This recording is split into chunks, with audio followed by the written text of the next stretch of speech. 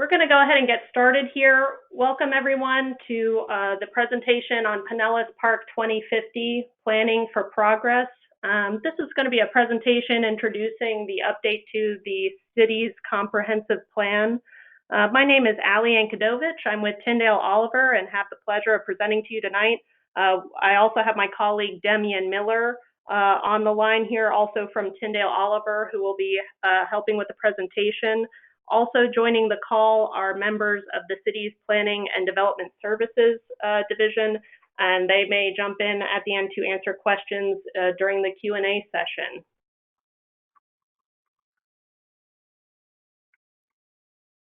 So before we begin, just a note on the technology and the technical assistance. If during the call you do encounter any issues of that nature, you can email us at plan2050@pinellas-park.com, and we'll be able to assist you that way. If you are joining us by phone and you need a way to submit a comment or a question by phone only, so this would be for people who are not connected by the web, we'll have a phone line where you can leave a voicemail during the call. And that toll-free number is 833-688-7526. I also want to note that we'll be recording tonight, and we'll be posting that to making that accessible by the project web page for anyone who could not make it. Just a note on the questions box, we'll be using this a little bit at the end for Q&A. This is a way that you can submit comments and questions if you are joining us by web, and we'll have a phone option for after the webinar for those who need a phone option and are not connected to the web. Here's a quick overview of what we'll be covering tonight. First, an introduction to the project, followed by some of our preliminary findings and some themes that we've heard so far related to the update. And then we'll talk about some next steps for the project and ways that you can get involved. We'll wrap up with a question and answer period. We'll do the first part with the questions box via the web. And as I mentioned, we'll have a phone option for those who need to get in touch by phone only. So to begin with, what is Pinellas Park 2050 Planning for Progress? What are we talking about? So there's three big parts of this update. The first in these first stages is establishing an identity and a vision for Pinellas Park. Who are we? Where do we want to be? Where are we headed for 2050? And this sort of information that we're gathering right now will help guide the next phases of the comprehensive plan update, and kind of what kind of growth can we anticipate and how we're going to guide that growth in the future. So that might touch on desirable locations for growth and desirable development types, ensuring that there's adequate public facilities and services, making sure we're strengthening the economy and commercial and industrial businesses, and enhancing existing neighborhoods and rural areas that you might be familiar with. And all of this is going to culminate in an updated plan that is action-oriented and user-friendly and accessible to a broad range of users. And you may be asking yourself, what is the comprehensive plan? For those who are not familiar with this particular document, it provides general rules and guidance for growth, development, and services, public services and facilities, and it also gives some guidance to the planning and development process. It can provide a general framework for more specific planning efforts if there's a local transportation plan or a parks plan or a housing plan on those more specific sorts of themes. And you'll see here on the right just all the elements that this plan touches on. So it truly is comprehensive and talks about a lot of different components, some of which the city is directly in charge of, and other things the city coordinates with other agencies, such as schools, with the school district. Just a quick note on timing. So right now, as I mentioned, we're in this vision development phase, and we are working on this through this summer. You'll see on the left there that there's technical inputs into this. So we've been talking with city staff, agency staff, getting input from additional stakeholder meetings. And we are also very interested to involve the public and hear what the general community has to say as well. And we're collecting information through an online survey, which I will direct you to at the end of this webinar, as well as a couple of public engagement events. This is the first of those events, and a couple of city council and planning commission briefings, which are additional opportunities for public information. All of this will culminate in a vision statement that will guide the next phase of the update. Again, we'll be coming back around for some more technical inputs from agency representatives and stakeholders. There will be an opportunity for public comment once we've made some adjustments to the policies based on the vision. And then that will also go through a planning commission and a city council public approval hearing. So lots of ways to be involved and kind of keep up to date on what's being proposed and what gets approved. And all of this will result in an updated comprehensive plan. So before we move forward, just want to put this planning effort in context. So you'll see on your screen the Pinellas Park Comprehensive Plan update applies to all of Pinellas Park. You'll see that in yellow on the map shown on the slide. But there's a lot of other planning efforts going on that we want to coordinate with and make, we're not planning anything in a vacuum. So just to give a little insight into the other efforts going on right now,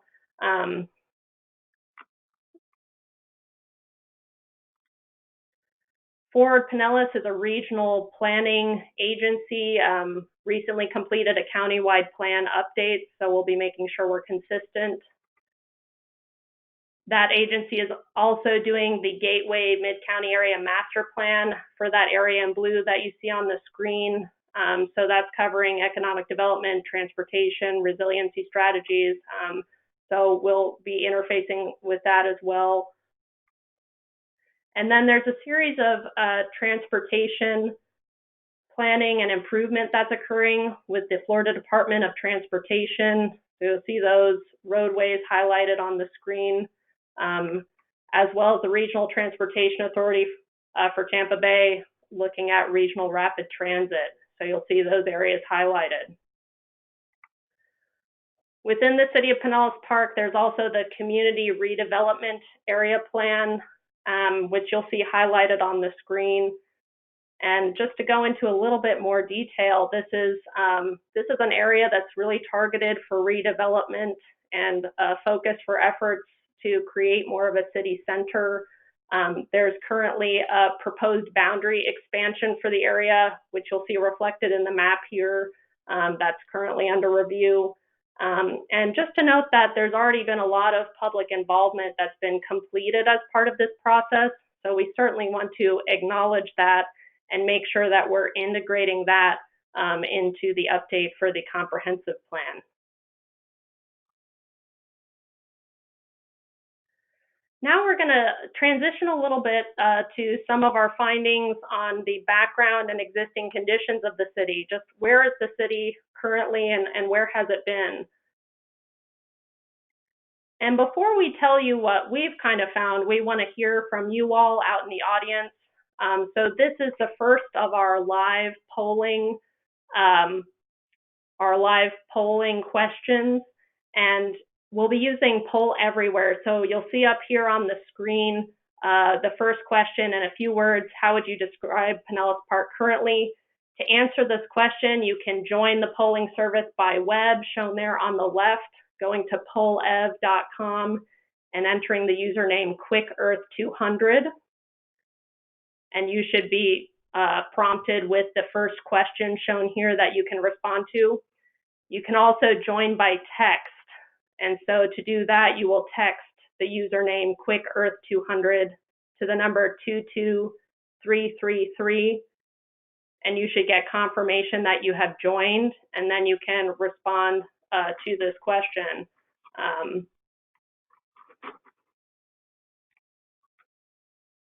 So I'll give you a minute to join there and respond to the questions, and then we'll have a chance to kind of review what people's thoughts are in terms of where Pinellas Park is at the moment.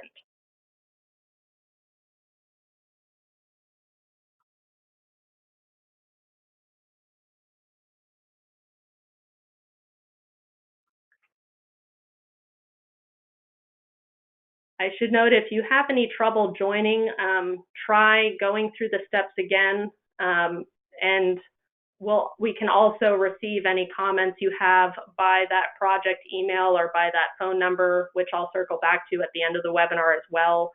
In case you are not able to submit by poll, you can always submit by email and by phone.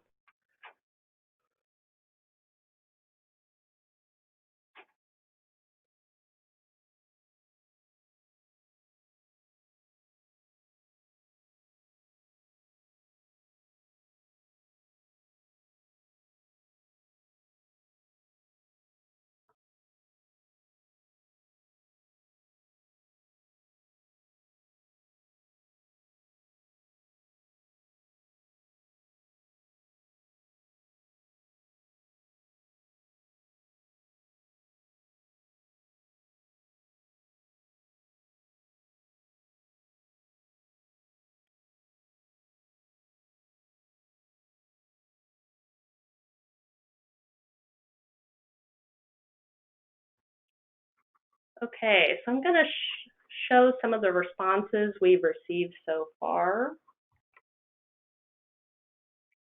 So you should see those popping up on the screen, and I'll provide a few more minutes for any kind of last minute responses for people who want to join in.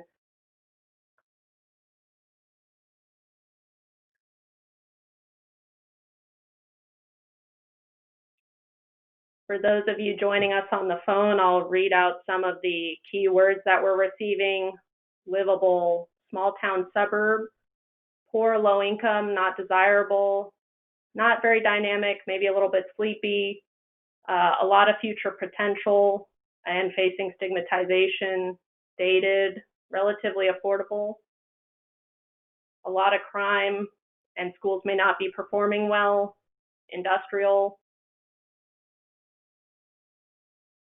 small town trying to introduce an art district, outdated.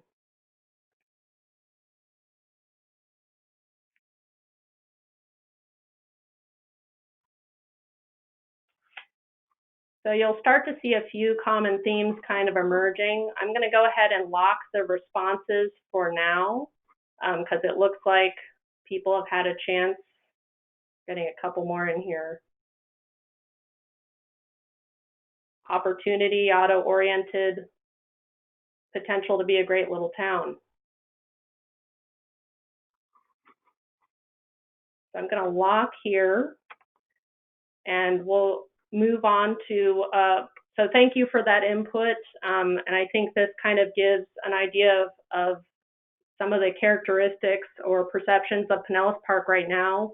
And so thank you for that input, and we're going to share a little bit now of some of the things that we found just from some data and mapping analysis.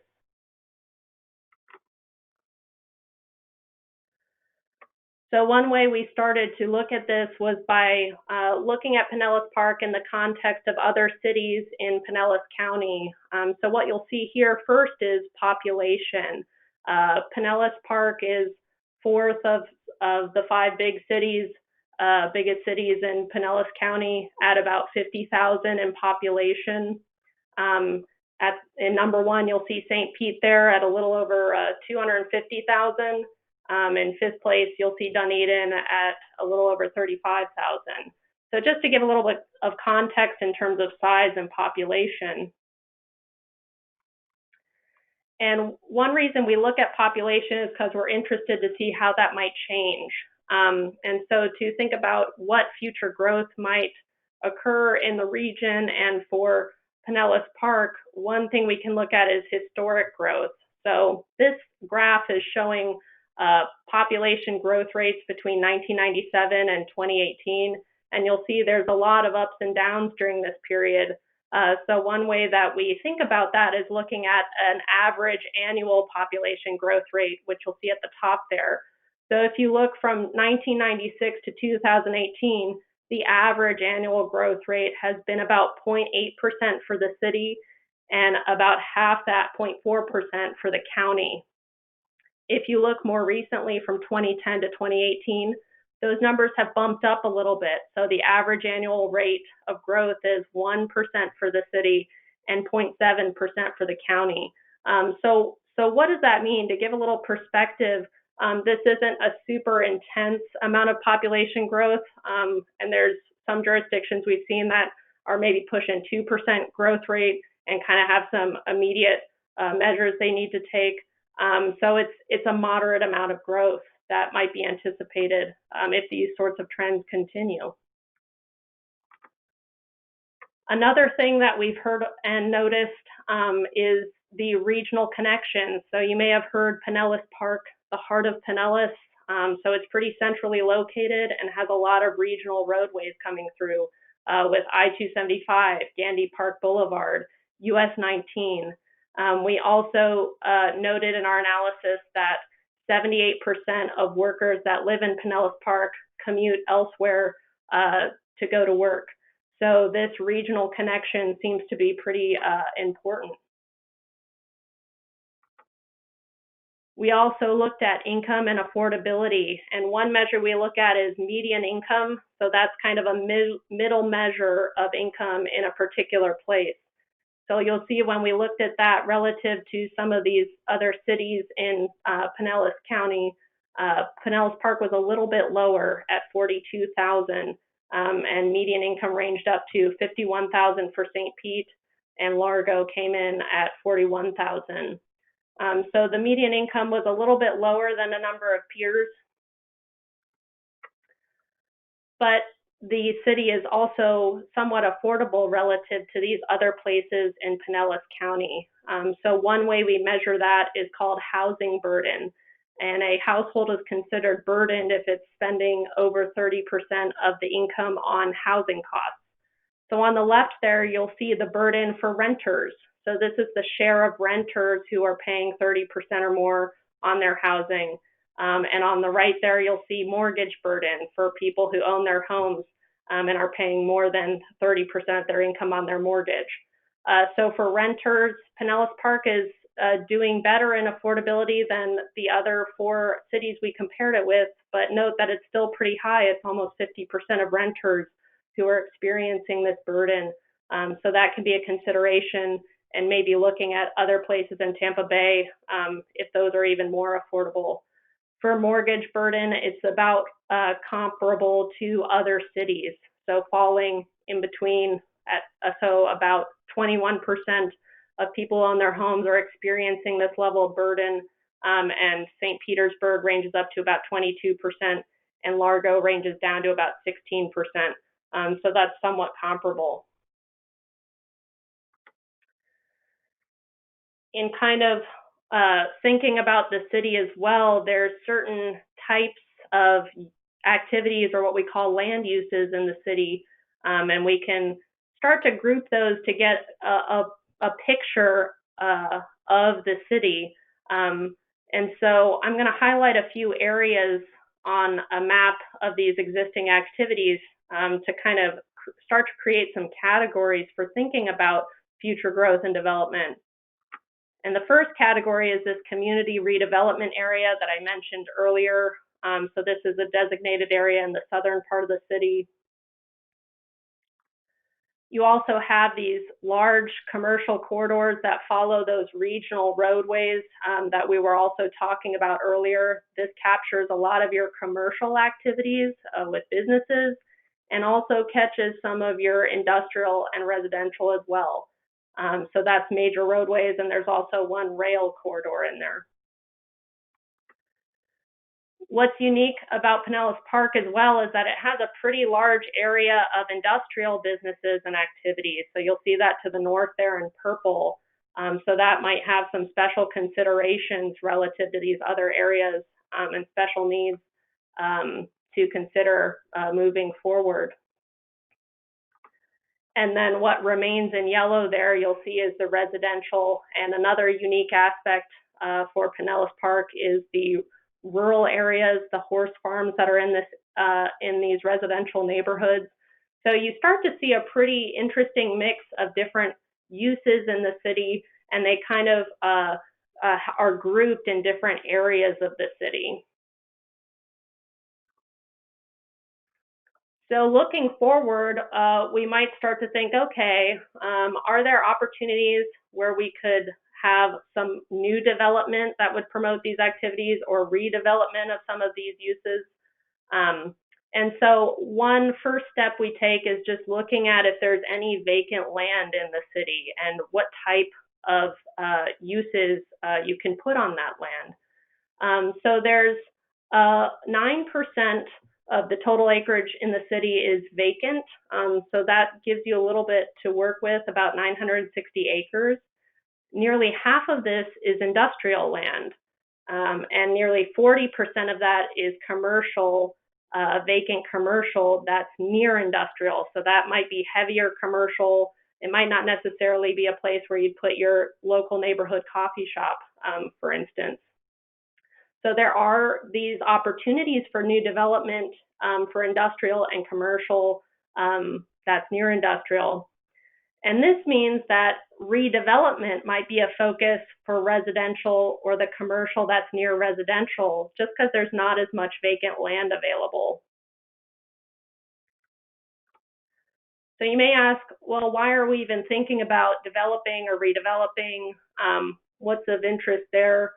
The first being, with those vacant lots, you can get some new uses, or you can activate some lots that may not have a lot of activity going on right now.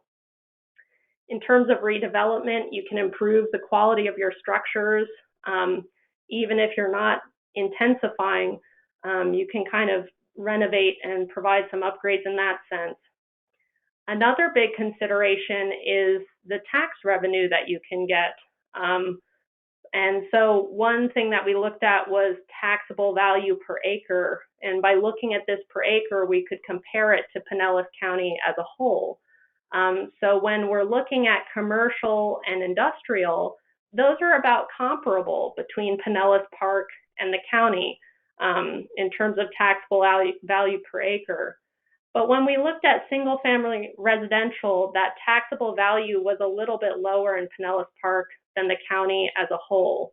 And there's probably a number of factors that can contribute to this. Pinellas Park doesn't necessarily have a coastal area where you might get some higher value development that typically occurs there. It doesn't have high-rise condos, so really high-density downtown development like you might see in St. Pete. And we also noticed that there was a slightly higher homestead exemption rate. So for people in primary residences, they can claim this exemption, and they're paying fewer taxes on that residential property. So those may be some factors. Another one we thought was maybe the age of the structures could be affecting the value. But certainly all of this needs to be weighed with the community character and atmosphere that is desired, and also being mindful not to price people out. So these are all kind of factors that go into the consideration when we're talking about developing or redeveloping. So one of those factors that I mentioned might be the age of housing. So we looked a little bit more into that factor. And what you're seeing on the slide here is single family homes, and when they were built, were significantly renovated to have major upgrades. And so you'll see that most of that was occurring between 1960 and 1999. So that was over 20 years ago. So one thing in our minds is maybe some of these structures could use some upgrades and renovations. And fortunately, that seems to be happening already. So this map is showing improvements valued at $10,000 or more between 2015 and 2019. So all of those little black dots is where a permit was pulled to make this level of investment for an improvement. And you'll see that a lot of that is popping up in those residential areas in yellow, and a lot of those commercial corridor areas in the southern part of this city, less so in that northern industrial area.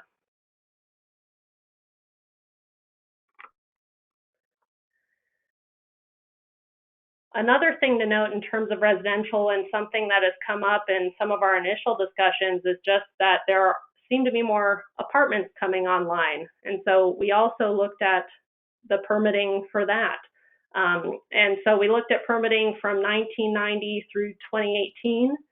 And what we found when we looked at that whole time frame was that overall, 61% of those permits were for single family homes. And then 39% were for multifamily homes. So that would include your apartments. When you look more recently from 2009 to 2018, only 37% of those permits were for single family homes and 63% were for multifamily. So you'll see that those patterns have essentially flipped. And you'll see in the graph a lot more multifamily units coming online in those recent years. So to kind of recap, there's a higher share of multifamily, including apartments, kind of being permitted in the last decade.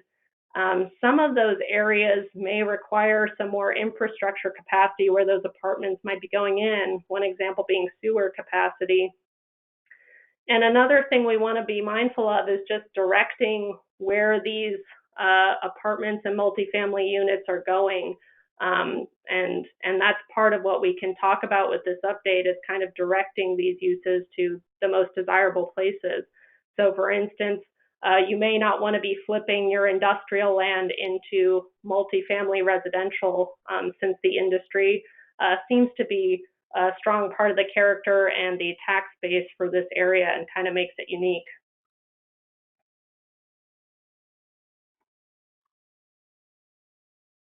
Another question, and kind of a final point that we'll bring up here in terms of growth and development and redevelopment, is, well, what about traffic?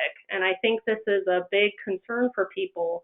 And I think Pinellas Park is in a particularly unique situation because of how many regional roadways go through the city. So the regional traffic is a big part of what city residents and people working there may encounter. So we started by looking at just the amount of traffic for the past 5 years on some of those big regional roadways like Park Boulevard, US 19, 66th Street, 49th Street. And we found that they were relatively stable or had a slight increase or decrease in the past couple years.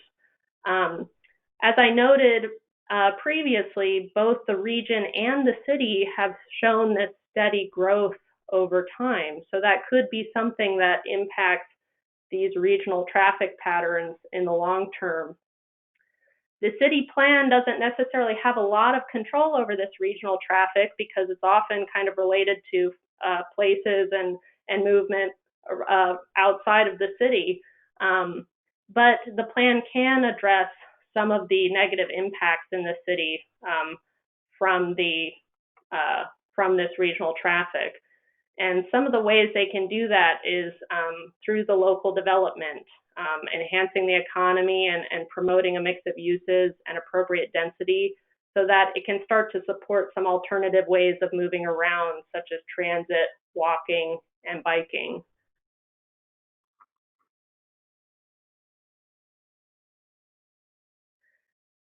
So we've talked a little bit now about some of the kind of existing conditions and what we found so far. And now we're going to shift to some common things of what people are thinking about looking forward.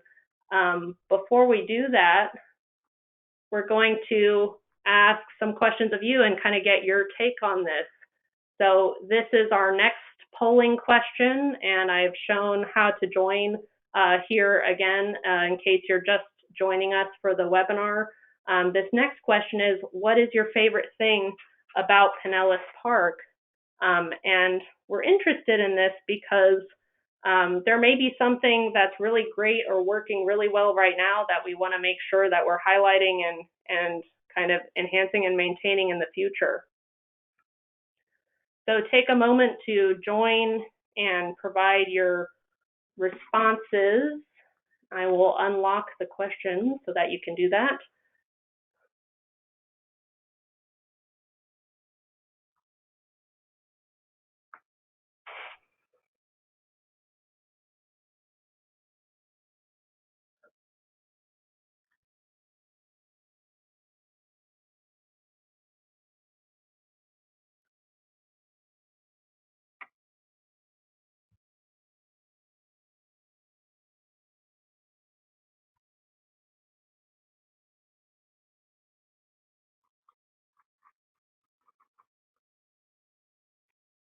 I'm going to go ahead and show some of the responses that we've received so far.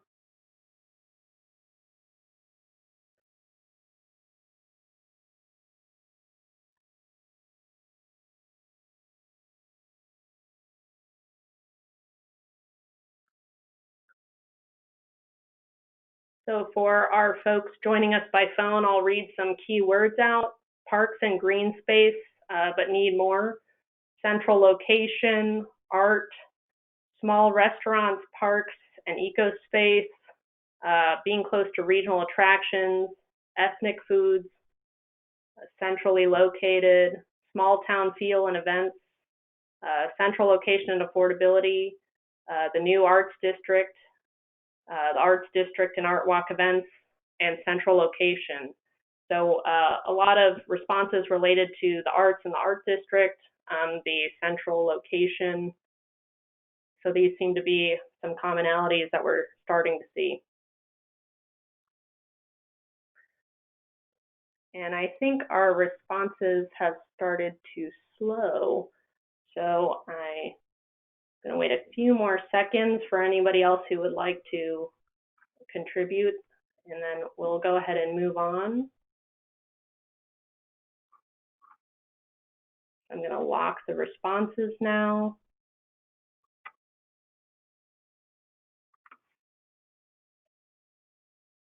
And then here is our second question.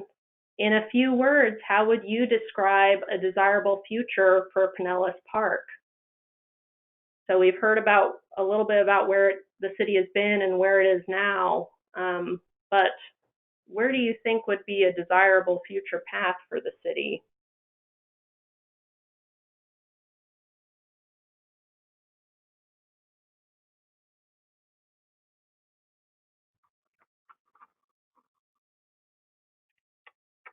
And unlocked so you can answer.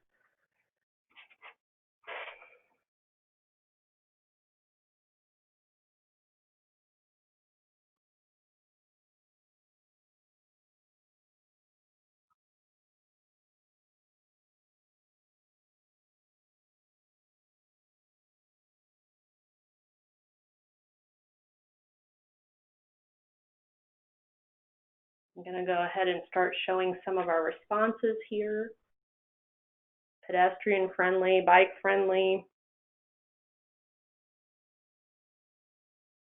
safe for walkers, green space and environmental education, sidewalks, affordable housing and better housing stock, having bus rapid transit, so quick bus service along US 19, parks, family-friendly future, rail or shuttle service, walkable, less cement, more community development, inclusive, better restaurants, nightlife, and shops, manicured streets and neighborhood, less low-income housing, reducing noise, sustainable, walkable, family-friendly, central hub, central urban hub, restaurants that are within, that are walkable, less money spent on police, stores within walking distance, cleaning up neighborhoods, better single-family communities, environmentally friendly funding for police and schools. So these are some of the ideas that are coming out. I'm hearing a lot of walkability, a lot of references to the environment and green space, neighborhoods. So take a few more seconds to put in your final responses, and then I'm going to go ahead and lock the question again so we can move to the final portions.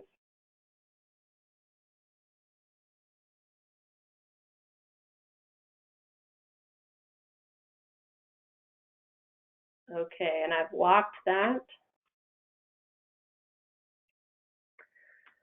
So here's a little bit of what we've heard so far from our staff and stakeholder and interviews that we've done so far. And we'll start with some general assets that we've heard about. The level of service, service provision for services and facilities is good, very good. The city has generally been on an upward trend in terms of its perception, and probably for the past few decades. Some descriptors that we've heard about Pinellas Park: small town, collaboration, people being able to talk to each other and help each other out, authentic Florida feel, a strong industry and kind of working identity, and that heart of Pinellas, centrally located, regionally connected. The attractions and events of the city seem to be a highlight from what we've heard, including Country in the Park and the Rodeo, which are two big events that are put on. We've also heard that the permitting trending has been upwards for various uses and improvements, and we've seen some of that already in the analysis we showed here. Some general needs that we heard about, maybe more of a city center or a focal point for the city, and that touches on that redevelopment area that we talked about earlier as one possible component of that.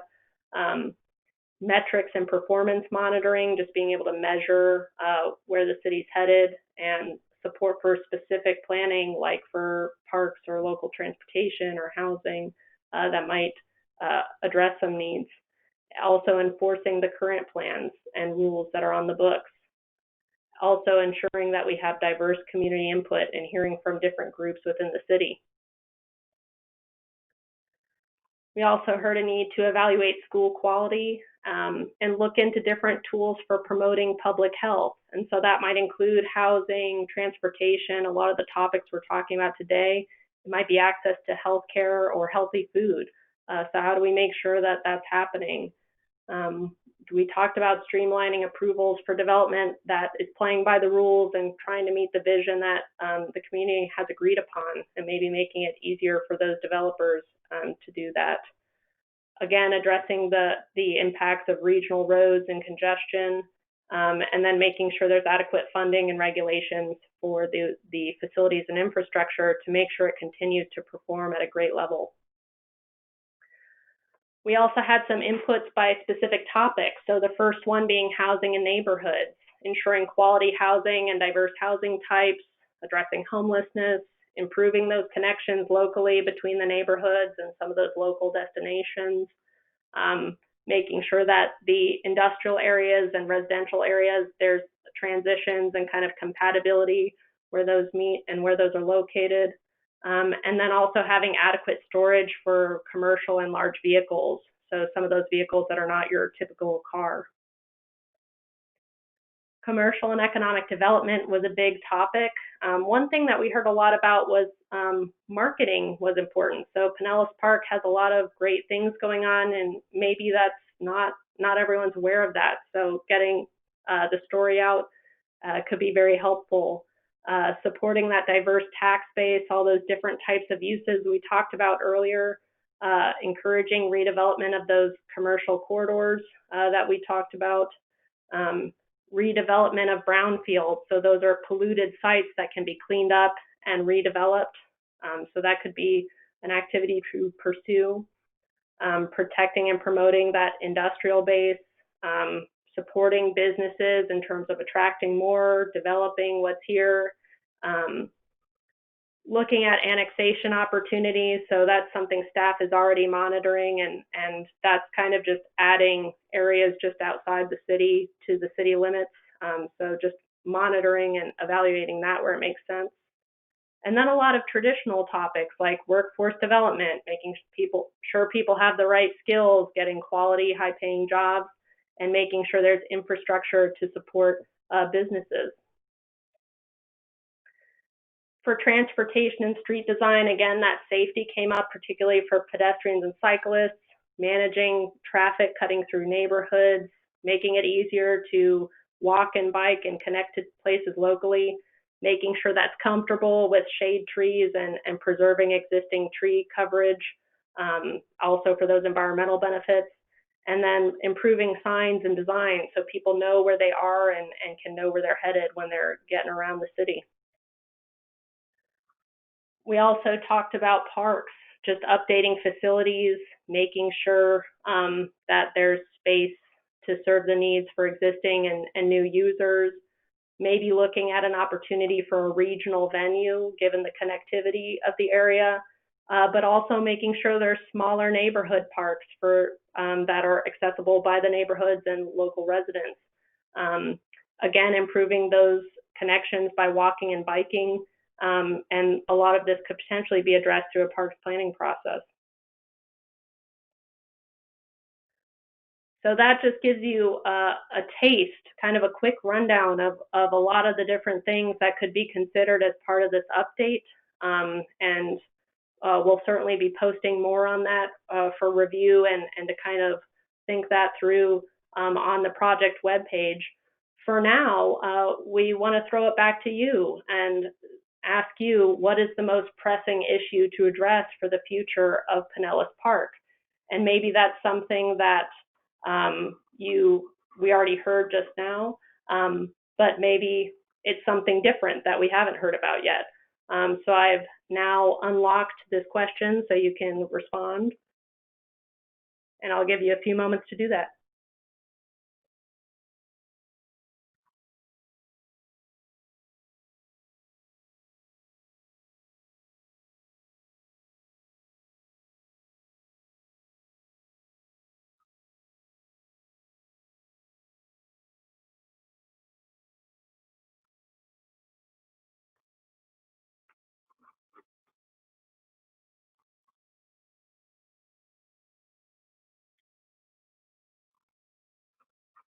So here are some of the responses so far. Issues related to transportation and safety,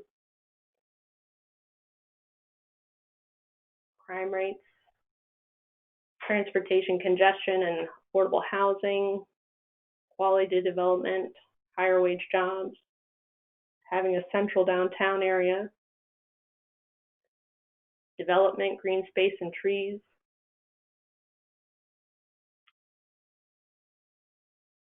there's a note on how much is being spent on public safety versus community development, improved bus routes, attractions, housing affordability and safe streets, community development and branding, more shade.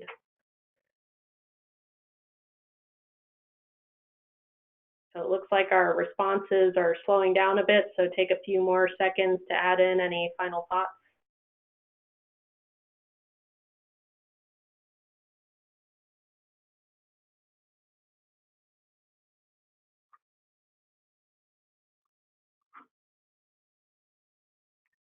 Okay, I'm going to go ahead and lock this question. We have one more. So here we have, is there an untapped opportunity in Pinellas Park to explore and make the most of in the future? And if so, what is that? So maybe it's something that is not happening right now, but there may be some opportunity to do it in the future, and that would be a positive thing for 2050.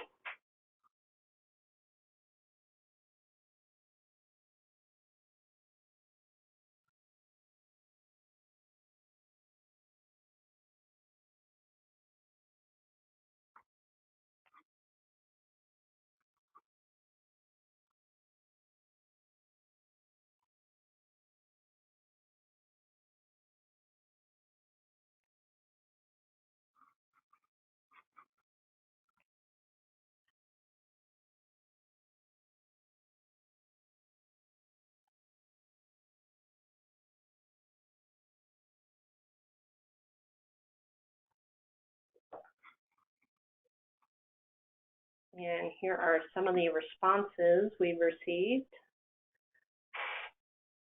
Attracting younger residents, young families, more solar power, spending more on community development, utilizing the rail corridor, maybe for transit or trail, training and apprenticeships through local businesses for improving job skills, maybe attracting a younger audience, central downtown area, decreasing the number of cars on the road, use of those brownfield sites, those polluted sites that can be cleaned up, attracting people of different ethnicities, kind of getting at diversity,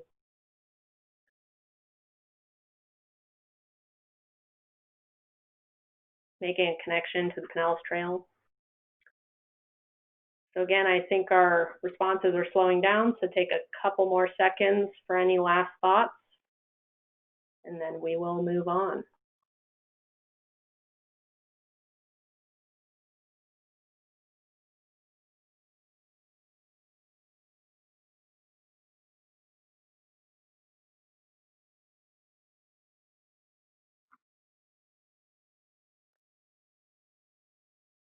So I think we've collected the responses we'll receive, so I'm going to go ahead and lock that question. Thank you so much for your input. And so this is the sort of topics that we'll be integrating into these themes that we've just talked about to kind of understand where we should be focusing our efforts for this update. So what happens next? What are those next steps? So we're going to ask you for even more detail on what you're thinking and ask for your comments. We have a survey that we put together, and I'll show you how to access that at the end of this webinar, so you can let us know what you think. We'll be wrapping up some stakeholder outreach and final interviews to get any more details on the themes that are emerging. We'll have a City Council Planning Commission briefing, which will be another opportunity for information.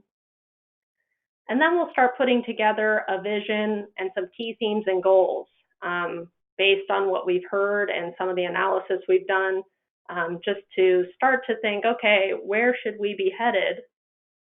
And then we're going to come back out with another event to say, did we get this right? And is there anything missing?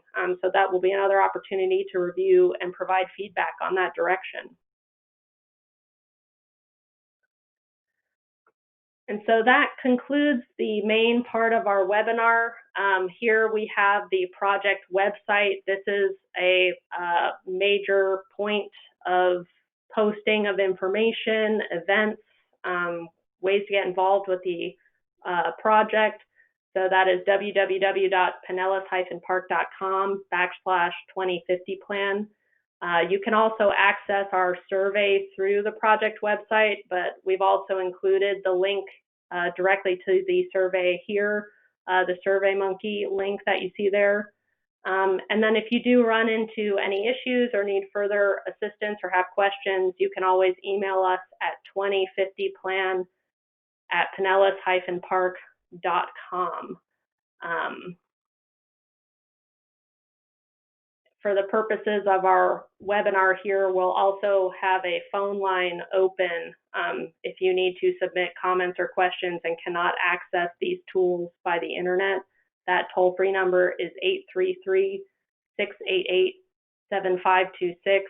You can leave a voicemail, and then from directly following this webinar from 7 to 7:30 tonight, there will be a live answering session for discussion. If you can't get through or can't call at that time, you can always leave a voicemail up through 7:30. So for now, we're going to transition into the web-based question and answer section. So I've put the question box up again if you need a reminder on how to submit there. And I am going to just check and see what we have, if any have been submitted so far.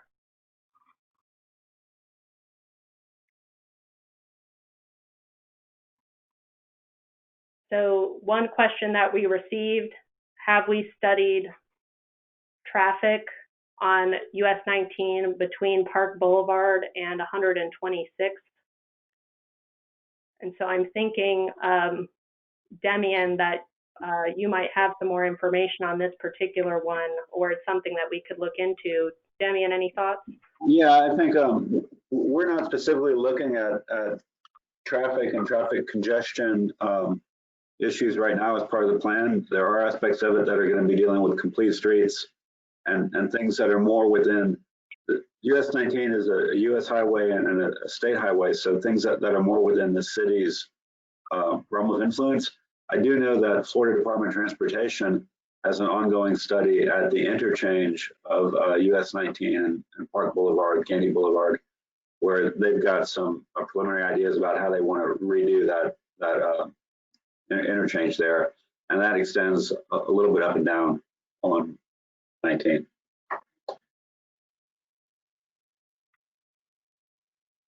I don't know if there's a follow-up or a specific. Is there a specific concern about that section of US 19?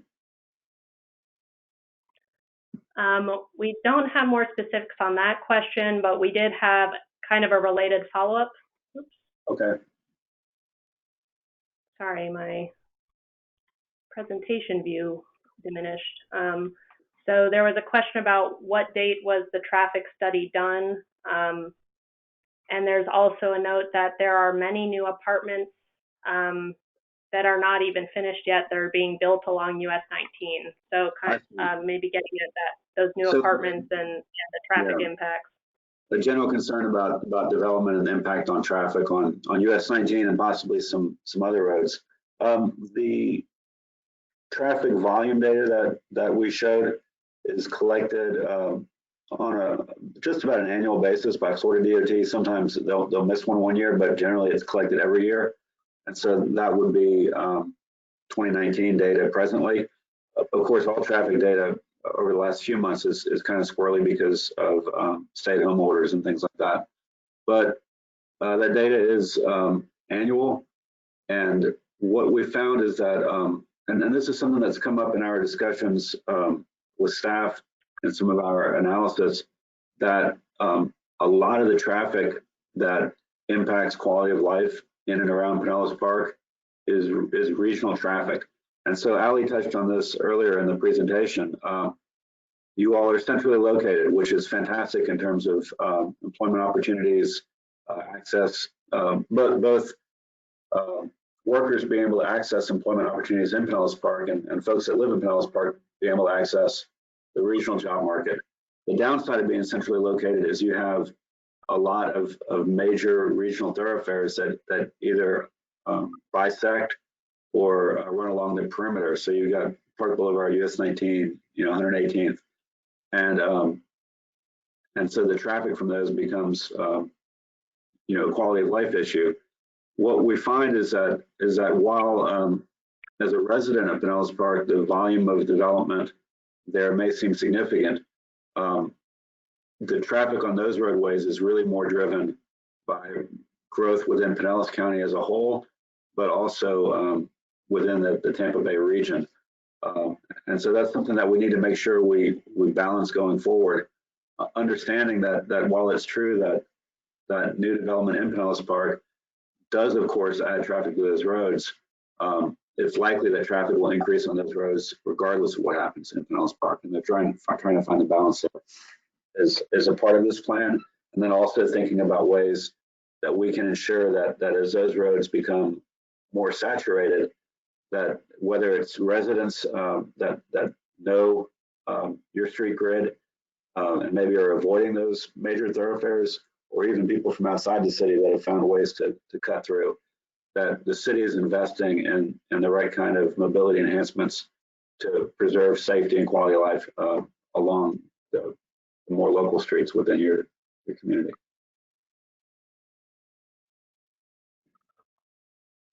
Excellent. Thank you, Demian. We had an additional question come in. I was wondering if we could perhaps look into attracting international tourism that comes to Tampa and St. Pete. So I'm thinking this would most likely kind of relate to those economic development efforts. And I don't know if staff wants to add any comments on this particular point, kind of the tourism piece. Yeah, thank you, Al. We'd be happy to. For those who don't know me, I'm Nick Colonna. I'm the Planning Development Services Director. Thank you all for joining us tonight. This is unique what we're doing in terms of this webinar, this open house webinar. Usually we're in person, but due to circumstances, we are glad to have a number of you on here this evening. And to get that question, it's a really good question. And it's something we already are addressing. The one thing we're doing, and I'm going to add a couple of things currently, and it'll be part of this comp plan as we move forward, is we have an RFP out, which is a request for proposals for a market analysis of the city, something that has not been done before. And it's key to staff and to the residents and to your city council and your planning commission, because that will give us an understanding of who we are economically and who do we compete with and what do we complement what we have as a good jobs base, what could we do to complement that, and what are we missing in attractions. They call in the term in the industry leakage. What are we losing, whether it's a certain number of retail or a certain number of tourism opportunities, and how can we enhance that here? With that, we're also in the process of developing and an RFP will be going out for this for possibly, or we're going to be doing it in-house. We're still determining it, a center city plan. And that also, in terms of guidance from the comp plan and what we understand from the market analysis I just mentioned, that will be part of identifying and branding who we are, what's our core. One thing that I realized quickly when I started this community last November, it's a community. And a number of people do work outside of Pinellas Park, but a number of people work inside of it, and reconnecting that and branding that identity. As you know, I keep seeing some of your comments: small town feel, family oriented, amenities, ethnic diversity, and or ethnic foods. There's a lot of items in there we could attract that tourism industry that goes to the beaches, it goes to Tampa, it goes to St. Pete. All that could be branded, showing a unique opportunity in this area, while still delivering your everyday services and keeping that community feel. So this would be a great challenge for us. And that analysis, which will look at those components I mentioned earlier regarding who we are in the region, who we are nationally, what are our competing interests, what are things we can bring in that complement and build upon our strengths, how do we mitigate our weaknesses, and what are we missing?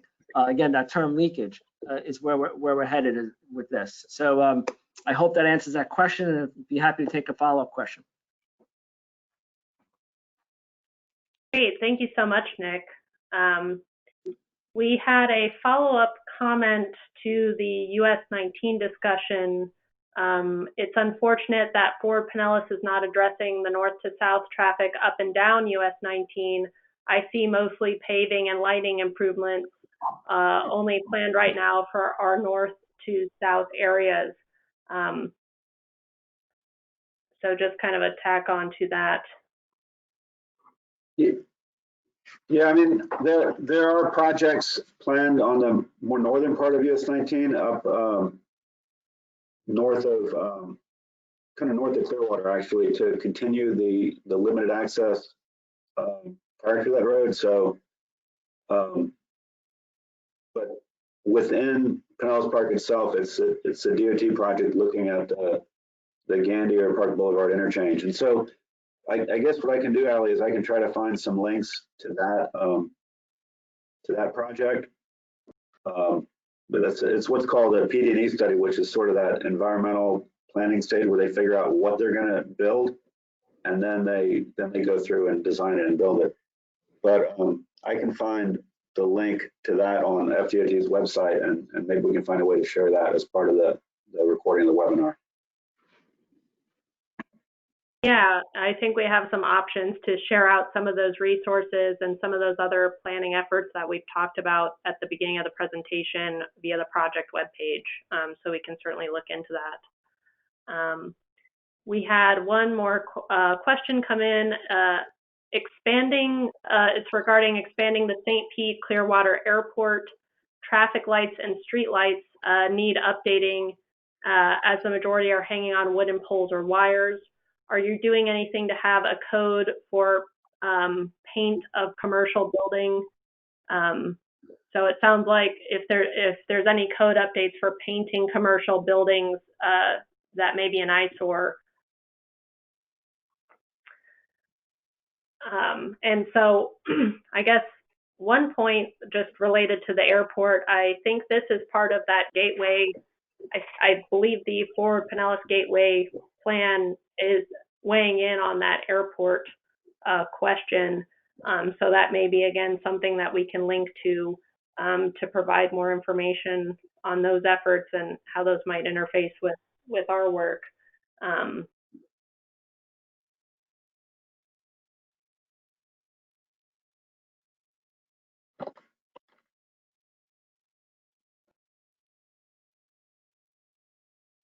And certainly facade work, kind of to the second point, we have commercial and facade work and streetscape design that can be integrated into our themes. And maybe on the staff side, I don't know if there's further comment on that point in terms of kind of local code efforts. Yeah, I could jump in, Ali. Nick Colonna again. A couple of things that are going on, and a couple of things we're learning with this process. What is going on now? We are actually in the process of, cleaning up the code. So we have a zoning code. The zoning code, what it does is implement the comp plan. We have a current comp plan, and now we're in the middle of updating the comp plan. And a lot of those items are being addressed based on our current comp plan, which seeks to beautify the city and to make those connections. With the update of the comp plan, we are looking to get more specific action in that detail. So the idea out of this is in the first 1 to 2 years, 3 to 5, 10 years, whatever the numbers fall out on, what are the actions we're going to take for different items that we see within the vision of the plan? And one of them is beautification, and one of them is, you heard the term earlier, complete streets. It's not just about connecting one road to another with sidewalks and with bike lanes. It's about how does that integrate into the community, and how do we help stabilize communities and improve their look on all aspects. So those will be built into the code. And the more information we receive from residents, business, communities, like of meetings like this, we can identify that in the comp plan and make them, what level of priority, and give them weights to that, so we can move forward. I think I covered that for the most part. We do have with us tonight Erica Lindquist. She's our planning manager. I don't know if you want to share some more light on that process.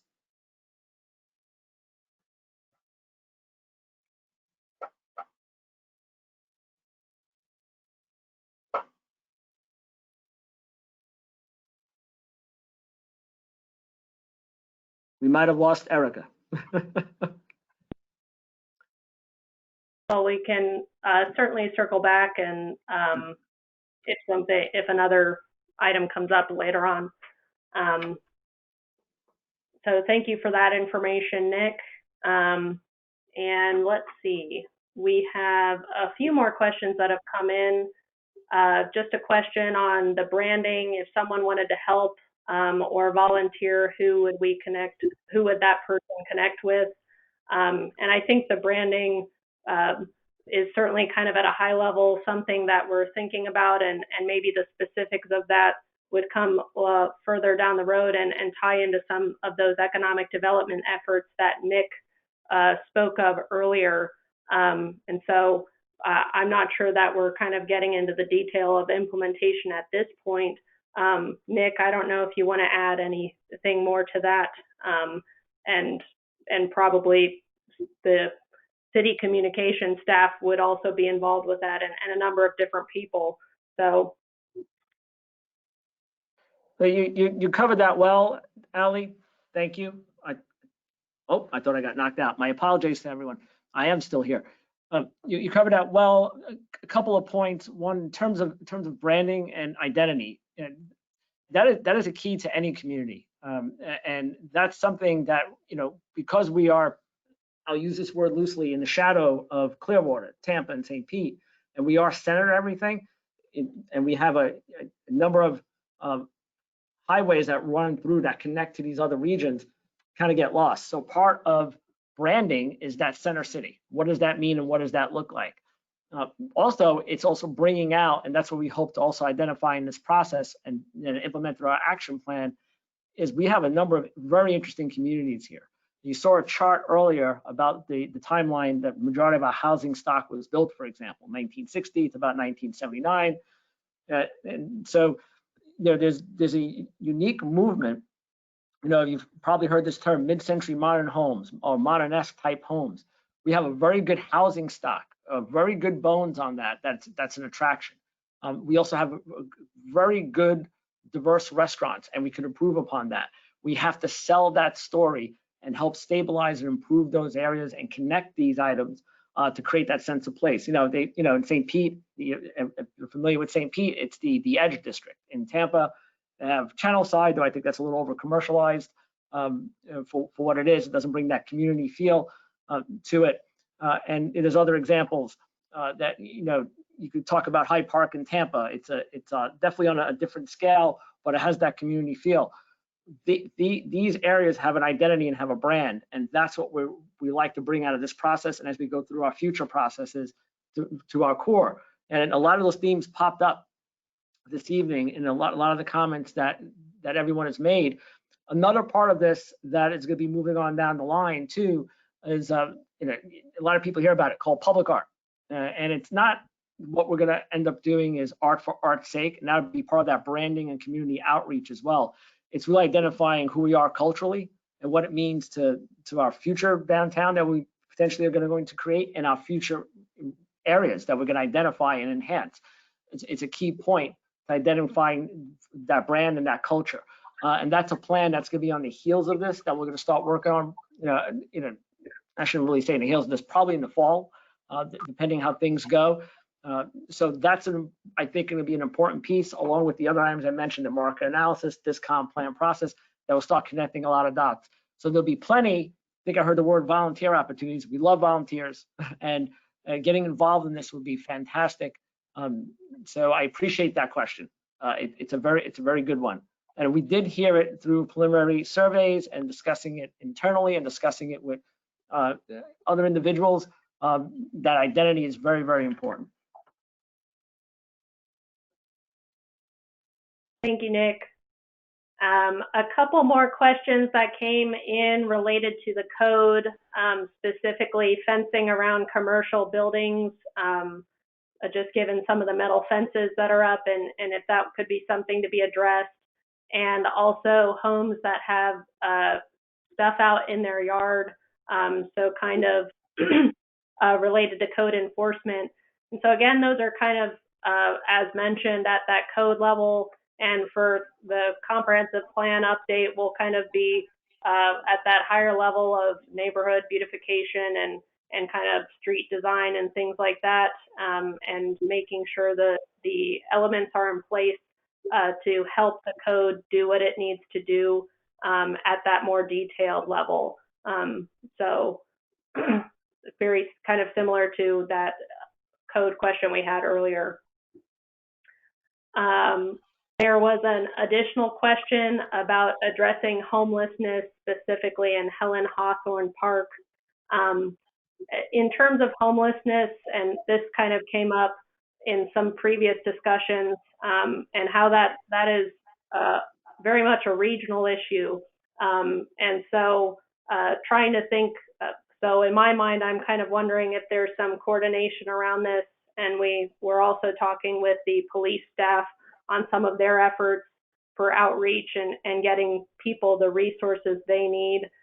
So those are kind of two different approaches that we've talked about and heard about so far.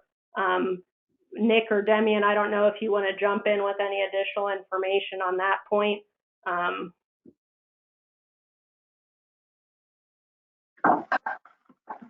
Go ahead, Damian. No, I don't have much to add there. I think it's a tough issue that a lot of communities are dealing with. Yeah, I could add a couple of thoughts and points to that. And like you said, Damian, it is a tough issue. It's always been challenging, no matter where you are. And we do try to address it on an everyday level in this community. We have services that are out there that try to mitigate and help those in need, especially with the homeless. And the majority of them tend to have other issues, not just you're homeless for homeless sake. Something has occurred in your life that has you in that position. And a lot of times it might be stress and mental health related. It could be loss of jobs or going through our situation now with COVID-19. So we do work with those entities that are out there. There's different nonprofits to assist that. The police department is always outreaching. We always are.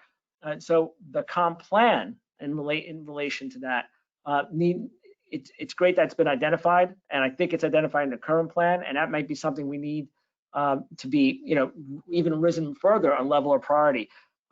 One thing I'm going to backtrack for a second, a little bit about the planning and development department and where we're housed in the community development.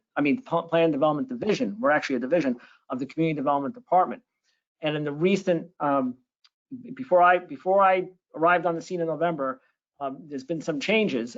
So we have combined planning and development services with economic development, with another division, which in my area called community services, which is grants. And now we also taken on community block grants, which there are potential funding for items as this. Also within that, we have the CRA, Community Development Area, Community Development Agency that we mentioned earlier, where the Center City is going to be that core redevelopment. And of course, you have the planning development division. Within the department, we have a building division, and we also have a neighborhood services division. Two important divisions. The building permit division is the one that, once we go through all the fun, pretty stuff with planning, and we approve our plans, and it meets our comprehensive plan vision, the permit is issued, from them to construct it, and we make sure it's built accordingly. The neighborhood service division deals with code enforcement, and it deals with everything from it was mentioned about ugly fences and things that don't properly occur in residential neighborhoods or commercial neighborhoods. In addition to that, we also deal with issues that might relate to homelessness and other items in terms of vagrancy, and they work very closely with the planning, the police department. The reason why I mentioned this change is previously we were separated, so we worked together, but we weren't overlapped and working on a common theme. I think that's going to be a big help in this process moving forward, that we're all on the same page, we're all seeing it from a similar lens with different perspectives, and we're integrated in a more efficient manner to address these issues within the codes and within just mitigation efforts and outreach. So it's an important point. Not only are we trying to update this comprehensive plan and try to prioritize our actions and so forth, we are structured ourselves in a way that we could be successful in this. So I want everyone to be aware of that, so you have an understanding of who we are and how we operate. Great, thank you so much, Nick. Yes, I think that restructuring certainly is an important piece of that, so I'm really glad that you brought that up. We had a few more questions that came in. One comment on the charm of downtown Dunedin, so possibly just an example or some kind of vision related to that, and that might be a place to look to. Another question kind of related to development. Seems like Pinellas Park is behind in development when compared to Tampa and St. Pete. How fast could we start seeing some of these improvements in the city? And 50 years is too long with a smiley face. And so I think an important part of this is first making sure that we know what are those improvements and where we should be headed, and that this planning process will kind of help identify those and make sure that there's buy-in and kind of some level of consensus about what that direction should be and what those improvements will be. And admittedly, that can be a longer term process, and that's kind of the level that we're looking at. And Nick, I don't know if you want to add anything further on that point. No, you hit the core of what we need to do, and then the second part is implementation and successful at the small things. If you go out and go after the big things first, we all, Dunedin's a great example of that. over time, that has become a place that you want to be at, and you want to spend some time and spend some money and feel and have that quality of life that years ago, was missing there as well, way back in the day. And what they've done over time, it seems like a long time, maybe not, but incrementally they did the right improvements, starting with infrastructure, starting with community buy-in to that infrastructure and what it means for the vertical meaning the buildings, the placemaking, the residential neighborhoods, what is connected.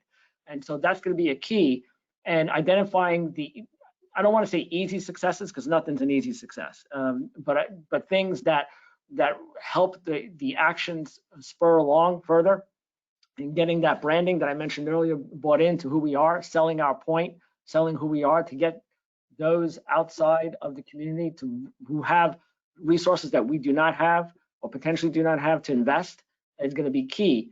So all those combined off the bat, keep it simple. Look for the right opportunities to make some quick successes that are quality, and then have those investors here. A key point to this, I used to say this to when I was starting as a planner.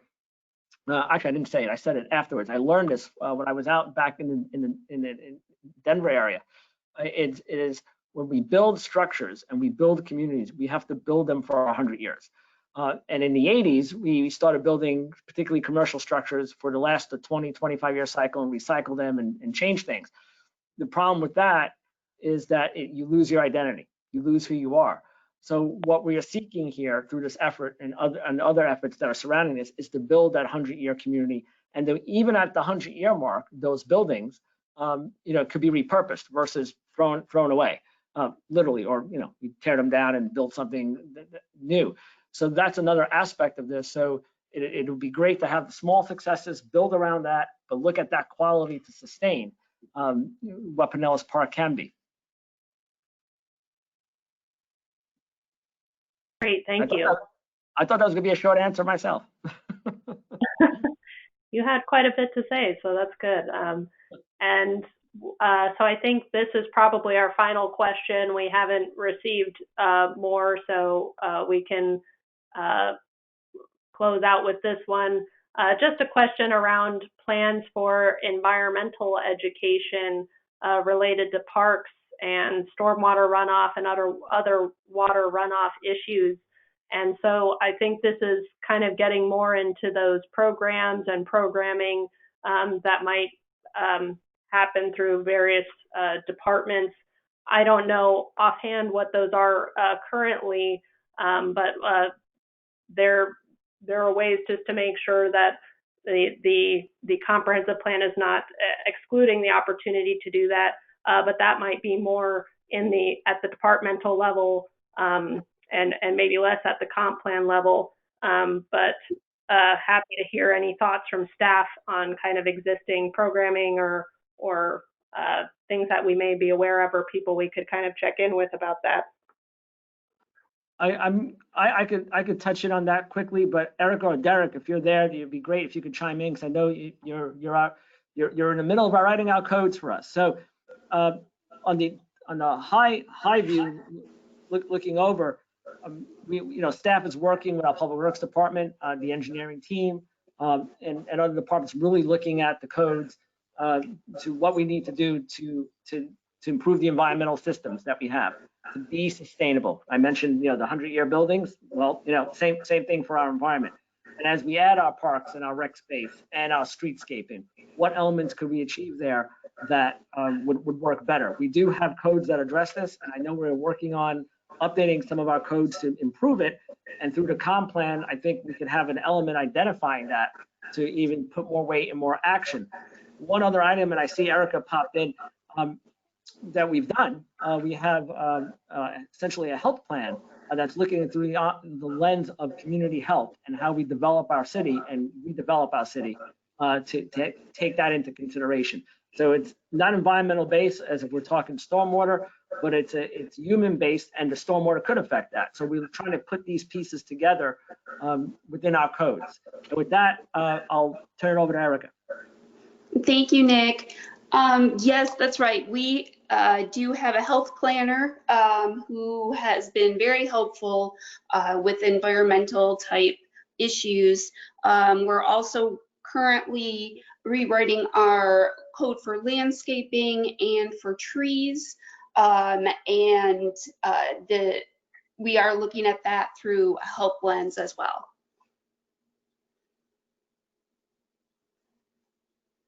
Excellent. Thank you so much for that information. So with that, that kind of closes out our web-based Q&A.